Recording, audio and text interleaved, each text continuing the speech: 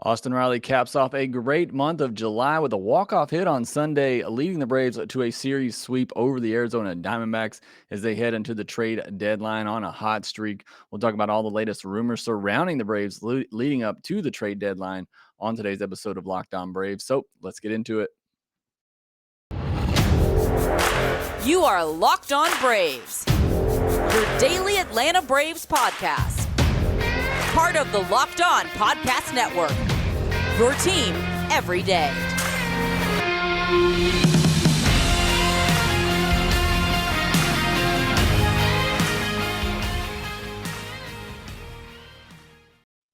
Hey, and welcome back to Locked On Braves, part of Locked On Sports Atlanta, where we cover your favorite Atlanta sports teams each and every day. I am your host, Jake Mastroianni. You can follow me on Twitter at ShortstopBall and check out my bio there to see where I am covering the game of baseball, including the Atlanta Braves in written form over at TomahawkTake.com. Also, make sure you follow the podcast on Twitter at LockedOn_Braves. Send in any questions, comments, or feedback that you may have for the podcast. Also, if you would, please subscribe to us on YouTube.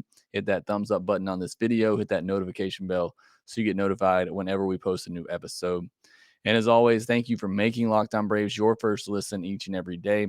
As a reminder, we post episodes daily, 5 days a week, and we are free and available on all platforms. Today's episode is brought to you by Vroom. With Vroom, you can buy a car entirely online and have it delivered straight to you so you never have to go to a dealership again. So next time you need to buy a car, just grab your phone, go to Vroom, that's VROOM.com, and check out thousands of great cars. Today, we're going to be recapping the weekend series over the Arizona Diamondbacks, where Austin Riley put a punctuation mark on a great month of July, where I think he'll be the player of the month. And he had a walk-off hit on Sunday and a 1-0 victory behind a great performance from Max Fried. Really great pitching all weekend by the Braves starters. We'll talk about that, and then we'll get into the trade deadline, talk about some of the moves made over the weekend, and talk about some of the latest rumors surrounding the Braves, who they could be interested in. And then we'll set you up for what is going to be a very, very tough couple of weeks to start out the month of August for the Atlanta Braves. We'll touch on that as well in today's episode. But let's start with the weekend.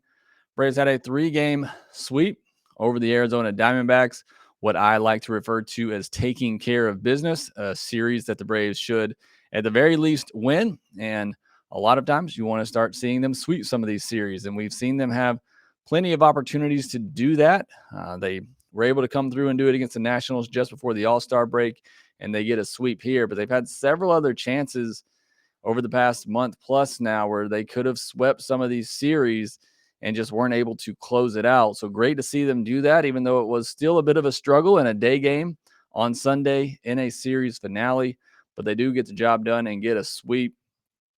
On Friday, it was a 5-2 victory, somewhat stress-free win until the 9th inning when Jansen loaded the bases and made things a little bit interesting, but was able to escape. Turns out that he tweaked his back in that game, but seemed to be all right as he came back to pitch on Sunday. But on Friday, Kyle Wright, I mentioned the pitching all weekend was really good. Gave up just 5 runs in total on the weekend. 4 runs in total on the weekend. Kyle Wright picked up his NL leading 13th win on Friday night. Riley had 3 hits, 3 runs batted in. Again, kind of a theme of the weekend, a theme of July. Austin Riley just continues to be on a hot streak. Saturday, the Braves won 6-2 in a little bit more stress-free game. Ian Anderson had maybe his best start of the year in his biggest start of the year with his spot in the rotation on the line. 6 innings, 1 hit, 1 walk, no earned runs, 9 strikeouts.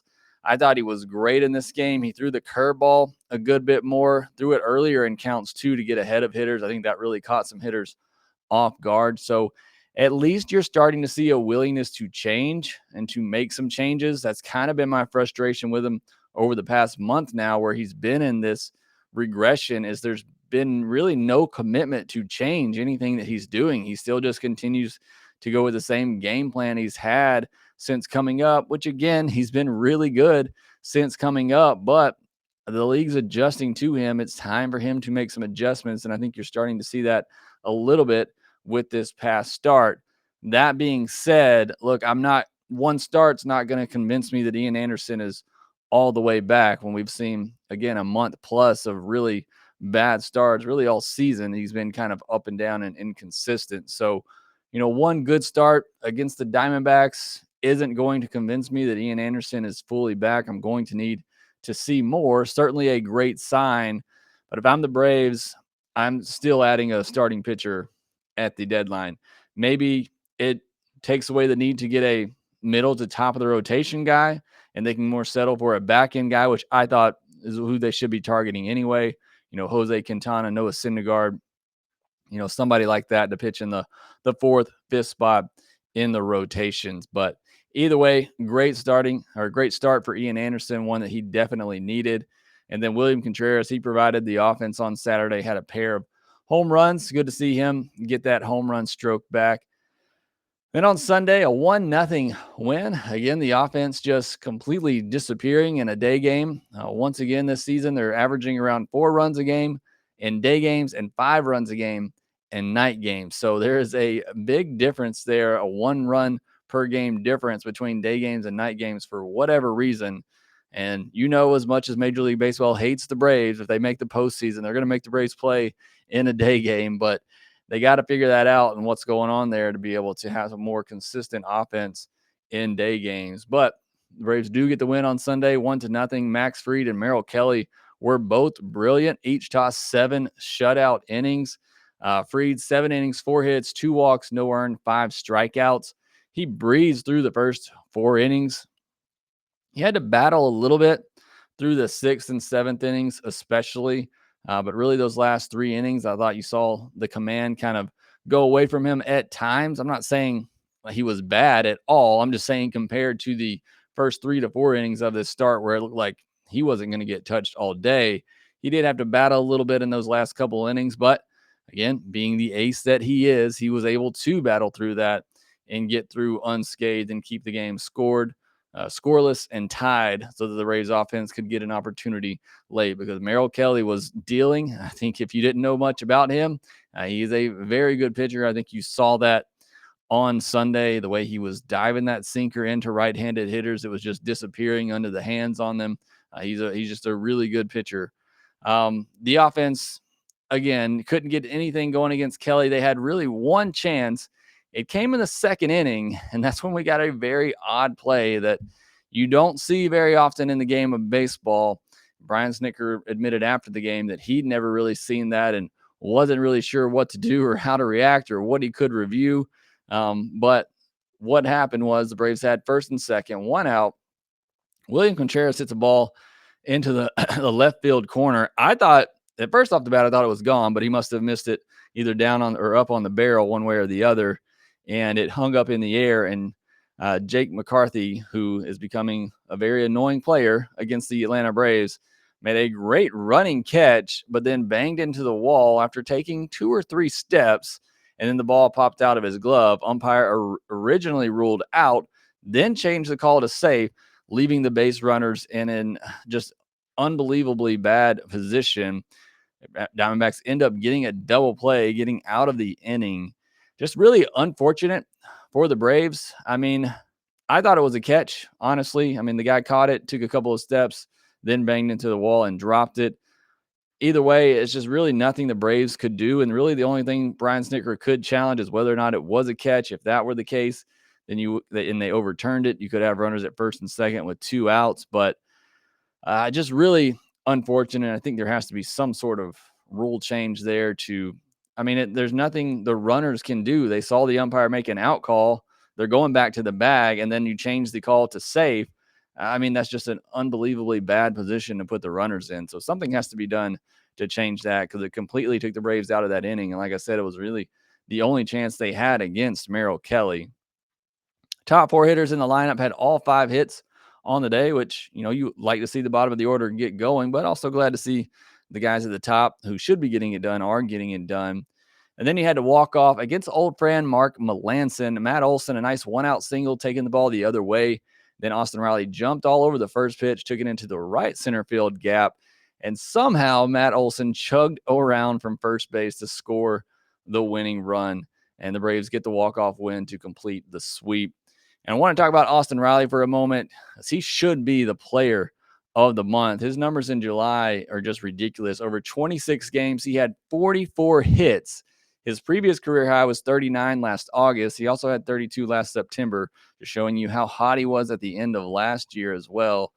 His previous high this year was 27 hits in the month of May. And let me say it again. He had 44 hits in July. Just incredible. 15 doubles, 11 home runs, 25 runs batted in. He only had 7 walks. I can't believe pitchers were continuing to pitch this guy as hot as he is. Again, even on Sunday, you pitch to Austin Riley with the game on the line. That's on you if you lose that game. A 423 average, 459 on base percentage, and 885 slugging percentage in the month of May, leading up to a 1344 OPS, a 265 WRC plus, and that was before Sunday's game. Fangraphs hasn't updated their numbers yet. That's just absurd. And again, before Sunday's action, because Fangraphs hasn't updated yet, he was leading all of baseball with 2.5 WAR. I would imagine he's still leading all of baseball in WAR. Aaron Judge was second at 2.4. Obviously, with the New York media, Judge has gotten a lot of attention for his performance in July, but Austin Riley was the better player. At third on that list is Freddie Freeman at 1.7, just showing you how great really Judge and Riley both were in the month of July. But Austin Riley, he is by far the best player, or I shouldn't say by far. Aaron Judge was really good, but Austin Riley was the player of the month in July to be real trap. I mean, he's going to win the NL player of the month, but I think overall he's the best player in the month of July. Just, a historic month. And those 26 extra base hits in the month of July broke Hank Aaron's franchise records for the most extra base hits in a single month. So again, you're breaking records, held by Hank Aaron. You're doing something special. And that's certainly what Austin Riley did in July.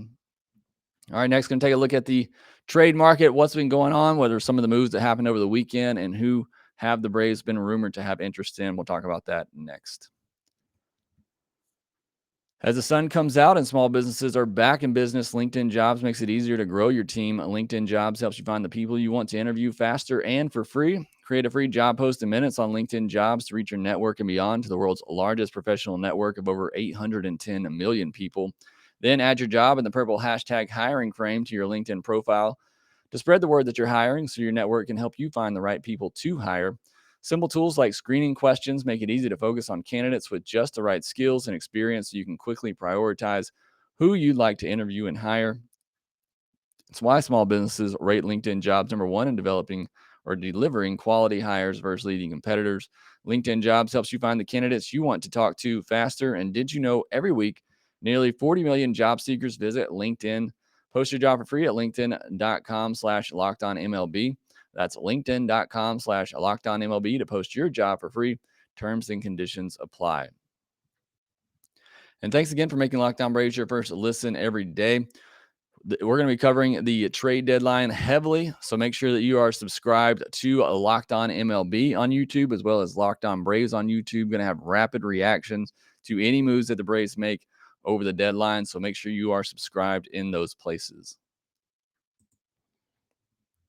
The trade deadline is at 6 p.m. Eastern on Tuesday, so a lot to get done between now and then. We saw some moves over the weekends, but it's really been kind of quiet, and I really think it's because of some of the bigger names out there like Juan Soto and Shohei Ohtani that are kind of holding things up a little bit. Teams waiting to see if those players actually get moved, and if not, then you're going to see them pivot, and then I think you're going to see a domino effect of moves made. But there were some moves made over the weekend. You had the Mariners with a big trade for Luis Castillo, giving up 3 of their top 5 prospects. And that's kind of really held up the market as well, because now a lot of other teams with big trade targets out there are wanting that type of package. And a lot of teams aren't willing to give that up. But the Mariners gave up Noel Marte, Levi Stout, Edwin Arroyo, and Andrew Moore. Again, 3 of their top 5 prospects. Phillies traded for Edmundo Sosa from the Cardinals for Jojo Romero. A little bit of a depth swap there, as the Phillies, need somebody on the infield.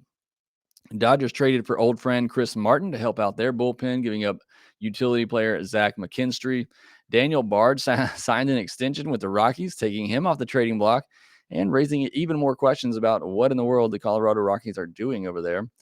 The Rays traded for David Peralta, a guy that I really liked for the Braves. They gave up young catching prospect Christian Serta in that deal.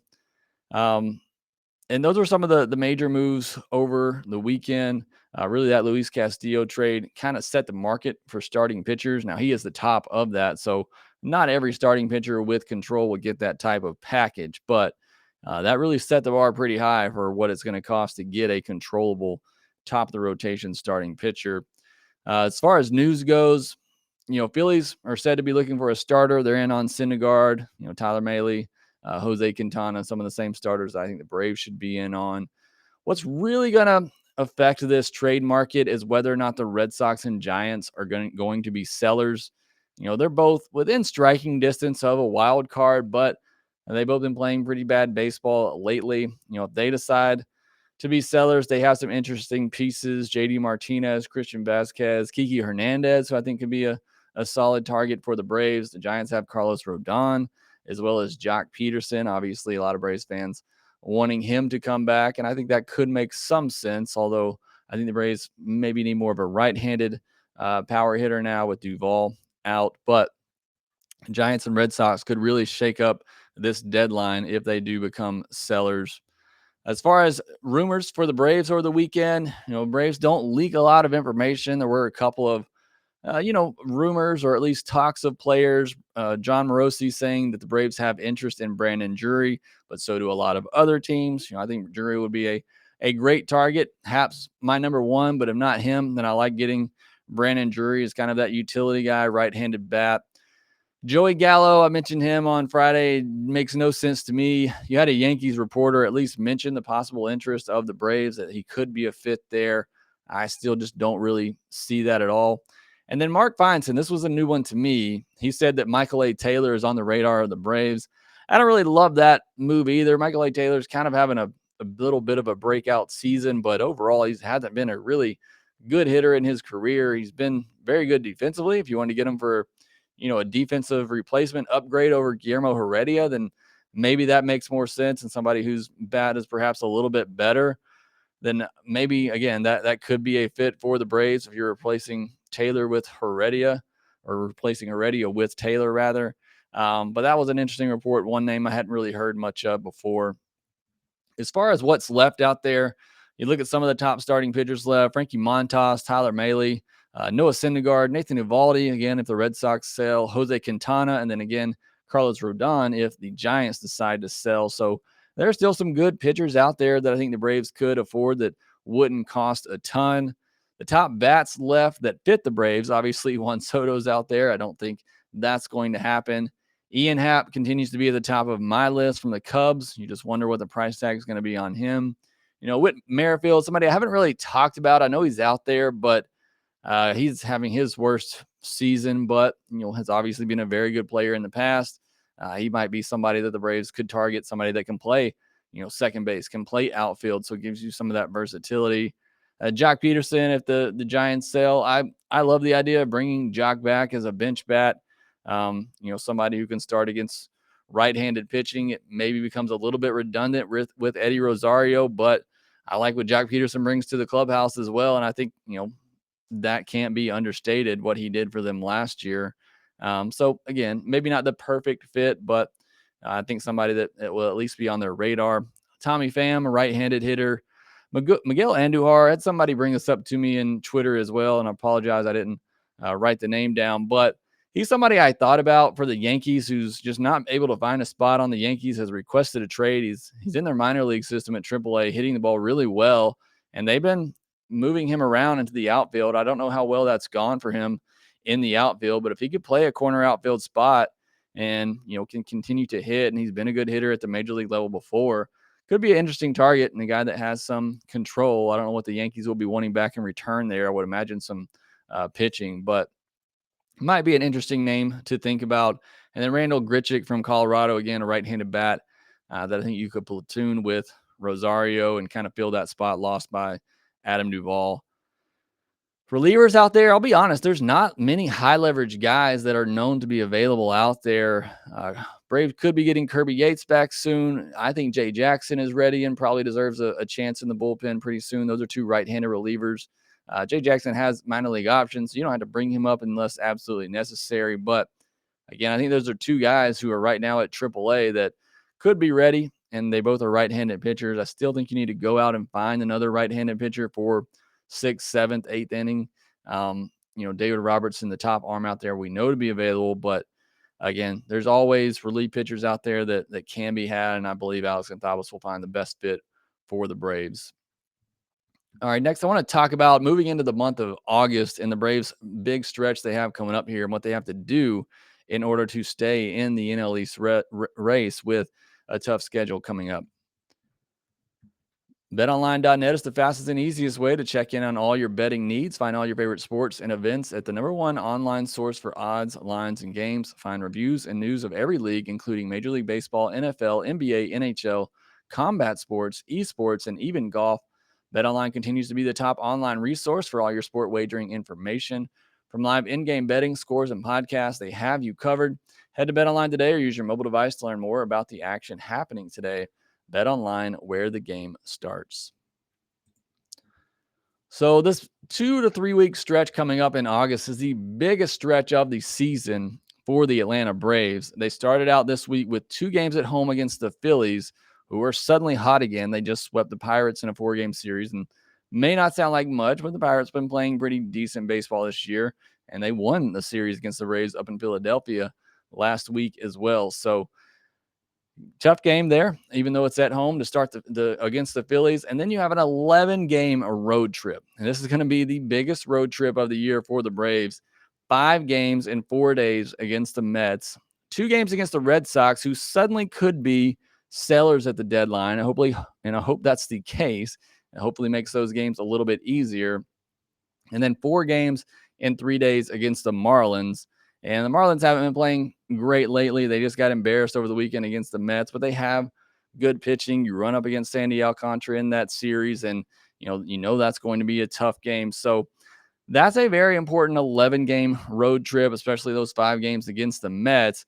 Then you come back home for 4 games against the Mets and 3 games with the Astros. And by the way, Jacob deGrom is making his return this Tuesday, and he will pitch in the finale against the Braves over the weekend. So again, this is a very tough stretch for the Braves. During that same time, while not playing the Braves, the Mets will have 3 against the Nats, 7 against the Phillies, and 3 against the Red Sox. So again, a very important 2.5-week stretch here to begin the month of August. If the Braves can somehow get through that stretch without losing any ground, I think that has to be considered a success, because the schedule, while not easy, gets a lot more manageable after this stretch of games that I'm talking about, after this 20-game stretch to begin the month of August. So for me, if they get through these 20 games and they're no more than 3 games back in the NL East, obviously would love for them to be, 2 a game back,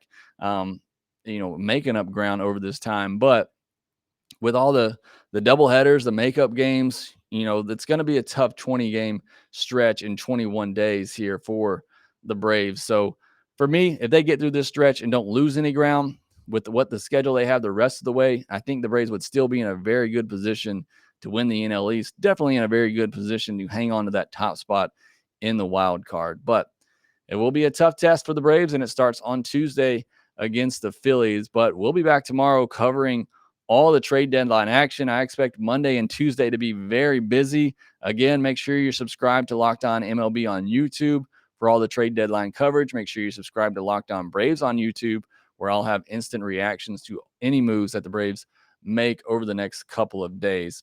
But thanks for listening. That will do it for this episode. Again, make sure you're subscribed on Twitter at LockedOn_Braves, and you can follow me at ShortstopBall, and we will talk to you next time.